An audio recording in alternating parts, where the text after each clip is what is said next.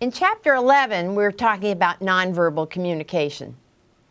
Anytime you're talking to someone, having a conversation, or in any way communicating with others, only some of the messages depend on words. All of the other messages are nonverbal.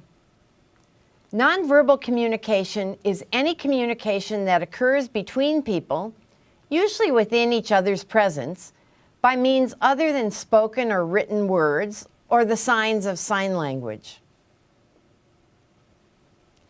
Just to be clear, even though sign language is silent, it's not nonverbal communication. It relies heavily on some forms of nonverbal communication, like facial expressions, but in itself, it's a language, not nonverbal communication. In your textbook, you'll read a little scenario that describes a policeman who stops a motorist. As you read that scenario, think about what nonverbal messages are being conveyed and how. The officer's firm stance, the stern gaze, the invasion of the motorist's personal space. What do they mean?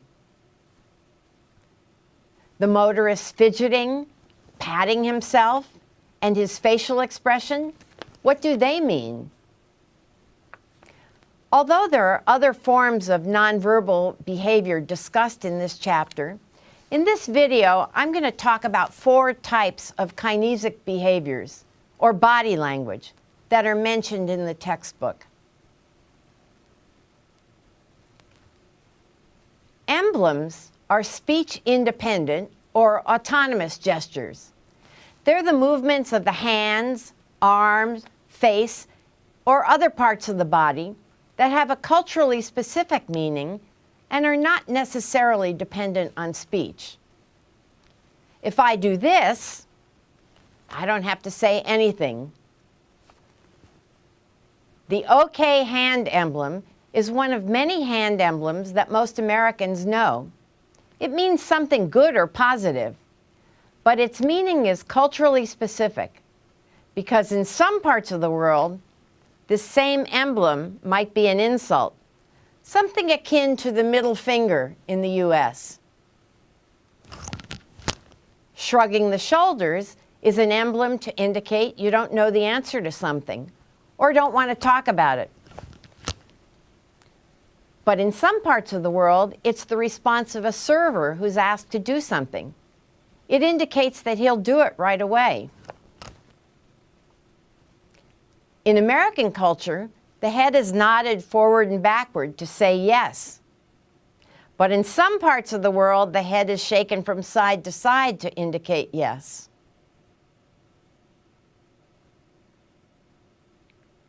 Illustrators are speech-related gestures that accompany speech and clarify or emphasize what's being said. For instance, pointing at an object to indicate its location. The library's over there. Moving your hand and arm in a specific rhythm to illustrate the pace of an event. It all happened so fast. Moving your finger in the air to show the spatial relationship of one thing to another thing. His car was here, and my car was there. Using a quick movement of the fist to emphasize a point. That's it. Using your hand to show the relative size of something. It was this big. Regulators are also speech-related gestures. They're kinesic behaviors that shape or influence turn-taking in speech and listening.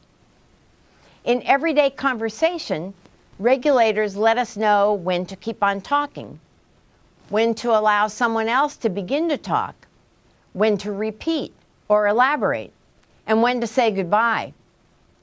For instance, if someone is talking to you and you want to end the conversation, try glancing at your watch, looking around the room, or jiggling your car keys. In class, when you want to turn to speak, you raise your hand. Linguists have noticed that people in conversation groups who want to have a turn to speak lean in and raise their hand ever so slightly. The speaker in a conversation group indicates that he or she is done with a turn by pausing slightly to see if someone else wants to speak. Adapters are nonverbal acts like picking at yourself, scratching, holding your own arm, moving your hands and feet restlessly, tapping a pencil on a table. They're not intended to communicate, but someone watching might make assumptions about the person who is doing them, that the person is nervous or uncomfortable or guilty or hiding something. Adapters are movements that function to satisfy personal needs, a means of coping. Often these movements increase with increased anxiety. Look around a classroom during a test. You'll see lots of adapters. Some scientists believe adapters are related to grooming behaviors of our primate ancestors or to fight or flight reactions in the face of danger.